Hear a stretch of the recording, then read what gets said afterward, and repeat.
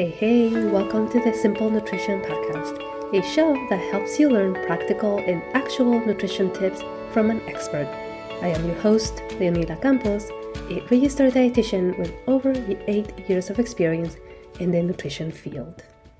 Hey, welcome back to Simple Nutrition Insights. I am your host, Leonila Campos, registered dietitian. And I'm here to help you make nutrition simple, practical, and sustainable, no fluff, and just practical tips here. Today, we are diving into one of the most important macronutrients. Note that the other two are not important. They are also important, but protein specifically is what we're going to talk about today. Whether you're looking to build muscle, maintain a healthy weight, or simply stay energized throughout the day, protein plays a crucial role in your health. So what we're going to cover today in this episode is why protein is essential for our bodies, how much protein we really need, practical ways to incorporate protein in our meals, whether you follow a plant-based diet or include animal foods. I got you covered here. Okay, so let's get started. Why protein matters. Protein is often called the building block of life, and for a good reason. It helps to repair and build muscles, supports immune function, keeps our bodies feeling satisfied and satiated, and maintains our healthy skin, hair, and nails, produces important enzymes and hormones, and it also regulates blood sugars. When we have our meals, if we are adding some kind of protein with every meal, it helps maintain those blood sugars more stable. It also, unlike carbohydrates and fats, which are our other two macronutrients, and we're going to talk about them in the following weeks, our bodies don't really store excess protein for later use, right? Which means we need to consume it consistently throughout the day. However, we can still consume too much of it, right? And we can go over our calories per se. But because protein keeps us satiated for a longer period of time, we oftentimes don't need to add a significant amount, right? As long as we're adding, and I'll go over that in more detail in a little bit, but as long as we're adding, just enough to keep us satiated, that's essentially what we need. So, how much protein do we really need? Now, we have the USDA dietary guidelines, right? And these guidelines are created by a lot of other healthcare professionals or the dietitians. They have a committee, and they create and update these guidelines every 5 years. So the general guideline, right, for protein is 0.8 grams per kilogram of body weight for the average person. Now, this is specifically to prevent deficiencies, right? This would be like the minimum that we need to not be deficient. Now, of course, we also have to account for our weight, right? We also have to account for if we have kidney issues, if we are athletes, or if we're trying to build more muscle mass. There's different factors that play into knowing how much protein we need. This is also why it's so important to work with a dietitian, right? To figure out these specific goals based on what your goals are. And then you want to update them based on your progress. So the way that I work with my clients, specifically with athletes or clients that are building muscle mass or doing body recomposition, where they're trying to build muscle and lose body fat, is that we take into account the muscle mass, right? Obviously, we need to have either our DEXA scan or our body scan that is going to give me that information so I can put that in the calculation and make sure that those specific goals, right, match the protein. Because the more muscle mass that we have, muscle mass is so metabolically active that it burns calories even when we're not exercising. So if we have a high amount of muscle mass, we have to consider that, right, to make sure that we're eating enough protein to sustain the muscle mass and to continue to grow. So super important to work with a dietitian, right, to figure out these numbers. But, if it's just on average, the average population, 0.8 grams per kilogram of body weight, but I usually recommend a little bit more, like 1.0 to 1.2. Again, different factors here to consider. So work with a dietitian to figure that out. We might increase it a little bit more if we're wanting to lose weight, but maintain our muscle mass and lower our body fat percentage, which is what body recomposition is. Now, I want to stay here for a little bit longer and talk about rapid weight loss, right? Specifically, we're seeing this more so for someone that might be taking one of these weight loss medications, is that there's a decrease in hunger, right? The medication it's doing its job, right? It's affecting those hunger, fullness, satiety, and those hormones. And so that person is not very hungry, obviously losing significant amounts of weight. The problem here is that if we're not eating enough protein, right, at least meeting those 8.8 grams per kilogram of body weight, we're not only losing body fat, we're also losing muscle mass. And that is significant, right? Because that is not only going to decrease our metabolism, which then at one point we're going to get into this plateau, but it's also going to affect just how our bodies recover, how our bodies repair. It's going to affect our hair, right? Losing a significant amount of hair, our skin, our nails. So it's not just about not eating, right? We have to maximize these meals, even if we're not eating a lot. We have to prioritize our protein, right? Because we want to maintain our muscle mass. Losing muscle mass is something called sarcopenia, and that has been shown that as we lose muscle mass, our mortality rate increases, right? We might not see that significantly when we're young, but definitely as we get older. I did a podcast last week where I talked about how as we get older, after the age of 30, we can be losing between 3 to 8% of muscle mass in a decade. Now, it might not sound like a lot, right? But that is a lot because we don't want to lose our muscle mass. And so one of the ways to help maintain and build our muscle mass, right, is consuming enough protein and, of course, exercising those muscles. Super important to really, really remember those things. But I also wanted you to think about these other factors. This is not a one-size-fits-all, right? This is why it's so important to work with a dietitian again, because if someone has chronic kidney disease, and oftentimes, just like any other chronic condition, most of the times people are not going to know that, right? Unless if you do blood work where you're monitoring and tracking your kidney function, you probably won't know it. And so excess amount or higher amount of protein intake, specifically coming from animal sources, can really affect the kidneys if you are already having kidney issues, right? So if you have diabetes, if you have uncontrolled high blood pressure, always talking to your healthcare provider about where your kidney function is. Usually, if it's not like kidney failure, then most of the times they're not really going to focus on it, but it is your job, right, as a patient to ask your doctor, what is my kidney function, right? Historically, how is it, or how has it been, right? Is it decreasing? Is it stable? You want it to be stable, right? You don't want it every single year that you go and check your kidneys that is decreasing, right? Because year after year, right, we're going to get into this chronic kidney disease. So talk about that, but obviously there's other chronic health conditions that we have to consider when increasing your protein, right? The types of protein sources and such. But just in general, for the average population, we should be okay. What I usually recommend my clients, specifically if they're wanting to build muscle mass or do body recomposition, or if there are any issues with like blood sugar management, let's start with 30 grams of protein, right, at each meal. And we will work from there, right, depending on how much protein, just what we need.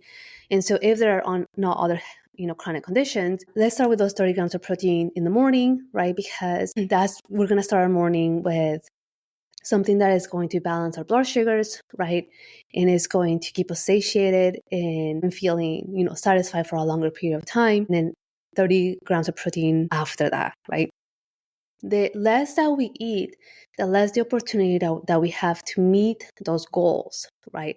So another super important thing to remember, right? And I emphasize this a lot with my clients, is like the less that if you only eat one meal, it's really hard to get all the nutrients that your body needs in just that one meal, right? Even if you're so strategic, even if you optimize that meal, it's just so hard to do it, right? Because we need a lot, there's essential nutrients that we need, and we cannot just get them in one meal. So, you can have smaller meals throughout the day and just optimize those meals. But having just one meal is just usually not the way to do it. Okay, so I want to also mention that it is important to increase your protein slowly, because if you're not used to, right, your digestive system is not used to digesting so much protein at once. And so you might have some GI problems, some digestion issues, some bloating, feeling too full, right? And so increasing it slowly or adding a little bit more at a time, right, can help with those symptoms. And that can help as you continue to do that week after week. So let's talk about best sources of protein, plant-based and animal-based. So animal-based protein sources, which are going to, in the next one that I'm going to talk about, they're going to provide all the essential amino acids, right, making them a complete protein.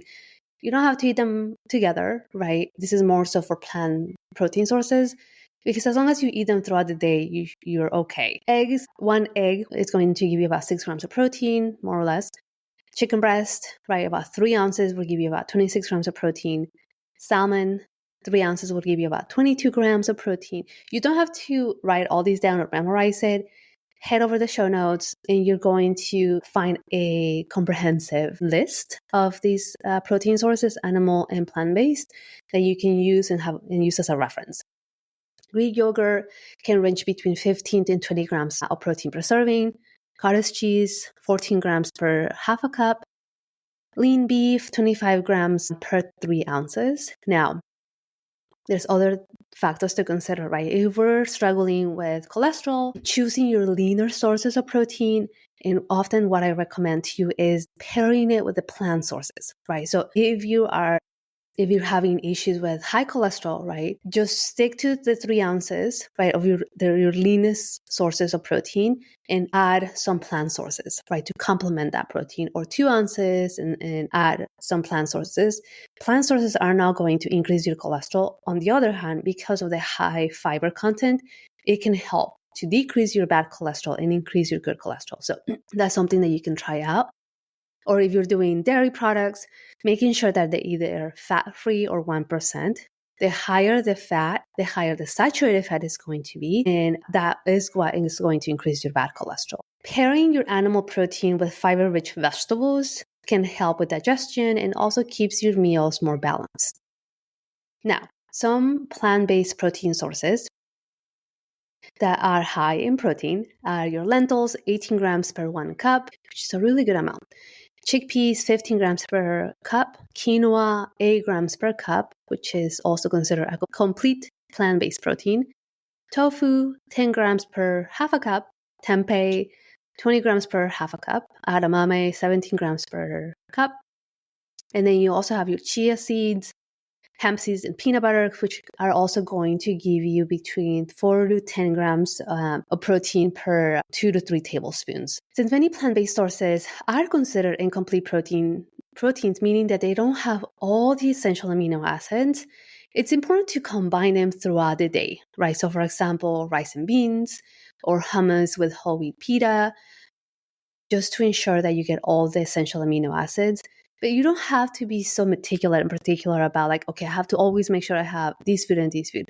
If you are in a variety of these foods throughout the day, you should be okay. Your body is so efficient at getting those amino acids that it doesn't matter if you eat them on the same meal or, for dinner, right? Your body's still going to be able to use those nutrients and get let's see. So far, we talked about the importance of protein. We talked about animal sources and plant-based sources.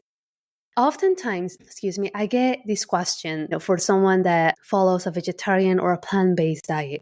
Where do they get their protein? As you heard, right, there's so many sources where you can get your protein from. You're not going to be protein deficient. Even vegetables, even fruit will give you a small amount, like 1 or 2 grams of protein. So we can get protein from plant sources, right? Sometimes we might have to be strategic to make sure that we do get enough protein, right? So for example, if we want to have 30 grams of protein, right, with our lunch, we can combine, right, half a cup of tofu that is going to give us 10 grams with, a cup of quinoa that is going to give us 18 grams or 8 grams. That's going to be a total of 18 grams. And then we add 3 tablespoons of hemp seeds of course, our vegetables with that. And that's going to get us closer to 30 grams of protein. So it doesn't have to be complicated. You just have to know, right, and have these resources that I'm going to give you for free. And you can make your meals that way. If you're following a plant-based diet and you're finding yourself hungry all the time, most likely is because you're not adding enough protein. So take a look at those high protein sources and make sure, right, that at each meal you're getting at least about 30 grams of protein. Plus, you make your balanced meals, you're adding your vegetables, you're adding some kind of other grain or a piece of fruit or a healthy fat, and you should be able to stay satiated if you're making your meals this way. Okay, let's talk about some practical ways to add protein to your day. For example, at breakfast, we can have Greek yogurt or cottage cheese to smoothies, right? Honestly, you can make a really, really high protein smoothie either by adding the Greek yogurt, the cottage cheese, or a protein powder. You can add ground flaxseed or chia seeds. You can add spinach. You can add your fruits and have, a 35 gram of protein smoothie. Or you can have Greek yogurt or cottage cheese, right? And just add some ground or chia seeds or hemp seeds to that, some, chopped fruit or berries. And you can also have a high protein Greek yogurt and cottage cheese. Or you can have scrambled eggs and egg whites, right? If you're concerned about the cholesterol, which you should be okay with your cholesterol. The egg yolk doesn't have a high amount of saturated fats. However, if you have high cholesterol already and you struggle with that, sometimes it is recommended to limit our eggs to 2 eggs, but you can supplement the protein by adding egg whites, right? Add some spinach, and have a whole grain toast or have some fruit on the side, and that's a balanced breakfast. You can even have oatmeal with chia, hemp, and peanut butter. If you want to add a little bit more protein, you can add Greek yogurt to it or the plant-based Greek style yogurt is for a plant-based meal. Even oatmeal can be made high protein. At lunch, you can have grilled chicken, tempeh, or salmon, right? You can add that to your salads. Add more color to your salad. You don't want to just have lettuce or leafy greens and your protein, right? You're not going to be satiated because there's not enough nutrition, right? Of course, you have your high amount of protein, but you want to make sure that you're balancing out that salad, right? So if you have your leafy greens, add cucumber, tomatoes, bell peppers, and then add your protein to that, right? And it's going to keep you full for a longer period of time. Or you can do a quinoa and black bean bowl, and add some chopped vegetables, bell peppers, mushrooms, whatever veggies you want to add to that. Or you can do hummus or tofu in a wrap, right? Or you can do tempeh and add, again, some veggies to it, and that is a balanced lunch. For dinner, right, you can choose any lean meat, fish, or tofu to make a stir fry. You can add your quinoa or your brown rice to feel more satiated and tons of different vegetables.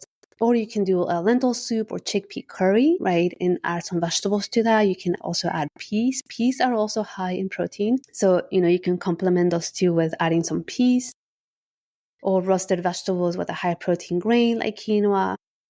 For your snacks, you can have like cottage cheese with fruit and almonds, or 2 hard-boiled eggs with some grapes or other fruit. Or you can make yourself a protein smoothie with plant-based or whey protein powder. Or you can have edamame with salt and some carrots, cucumbers, or a piece of fruit, peanut butter on a whole grain toast. So it's not difficult to make high protein balanced meals and snacks. It's just sometimes having that knowledge and knowing where the protein or what sources have higher amounts of protein. This is why I created these quick tips and handout for you. So I can head over to the show notes and you can get that handout for free. And this way you can start adding your meals, have your meals be higher in protein. That is going to help you with satiety, blood sugar regulation. Combine your animal and plant-based proteins if you're trying to decrease your cholesterol and your saturated fat, and increase your fiber, which is also going to help you with cholesterol management and satiety. If you get full really fast because you might be on these weight loss medications, prioritize your protein. Eat your protein first, then your vegetables, and then your grains or any other food that you want to add, but prioritize your protein and then your veggies. because you need them for proper digestion, but also to feel satiated and to get the nutrients that your body needs. Okay, some final thoughts here, my friends. Protein is essential for overall health, muscle maintenance, and satiety, but you don't need to overcomplicate it. By incorporating a mix of animal-based or plant-based sources and spreading your intake throughout the day, you can easily meet your protein needs. So before we wrap up, I challenge you to pay attention to your protein intake today. Are you getting enough? What's one meal you can tweak to include more protein? I get this question asked to you in terms of cravings, right? And that anxiety or like desire to eat. And oftentimes is because we don't eat enough, right? Or we don't have breakfast. And so by 10 in the morning, we're like looking for something to have. Or if let's say we had lunch at 12 and we are expecting to not be hungry until we get home for dinner around 5 or 6, we're going to be hungry, right? Around 2 or 3, maybe 4 p.m. And that's where we're going to start having like these cravings or like that decrease, right, in energy. And so add a high protein, high fiber snack at that time, right? If you add enough protein throughout the days, that should also help with cravings. If that doesn't help, it's more so that the cravings are due to high levels of stress or lack of sleep. So look into those things as well. All right, my friends, thank you so much for tuning in into Simple Nutrition Insights. If you enjoyed this podcast, be sure to subscribe, leave a review, and share it with a friend. If you need more help with nutrition, check out my Instagram at nutrition_with_Leonila, or send me a text at 559-512-04 for more personalized guidance. Until next time, stay fueled and stay strong. Bye-bye for now. This podcast, the links and resources provided are for the purpose to educate only and are not a replacement for medical advice or nutrition therapy. I suggest you seek out the help of a trained professional to help you with your specific situation and needs.